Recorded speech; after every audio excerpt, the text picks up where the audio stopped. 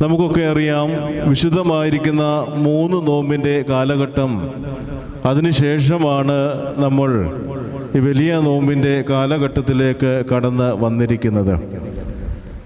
നമ്മളൊക്കെ 3 നോമ്പ് വളരെ ഭക്തിയോടും ആദരവോടും കൂടി അതിൻ്റെ ക്രമമനുസരിച്ച് ആചരിച്ചതിന് ശേഷമാണല്ലോ ഇവിടെ കടന്നു വന്നിരിക്കുന്നത്, അല്ലേ? എല്ലാവരും മസിൽ പിടിച്ചിരിക്കേണ്ട. നമ്മൾ 3 നോമ്പിൻ്റെ എല്ലാ ആചാരങ്ങളും ഒക്കെ സ്വീകരിച്ചതിന് ശേഷമല്ലേ വലിയ നോമ്പിലേക്ക് കടന്നു വന്നിരിക്കുന്നത്.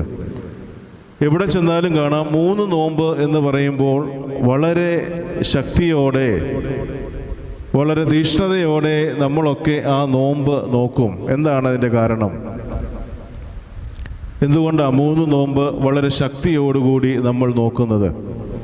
എന്താണ് 3 നോമ്പ് ശക്തിയോട് നോക്കുന്നത്? മറ്റൊരു ബുദ്ധിമുട്ട്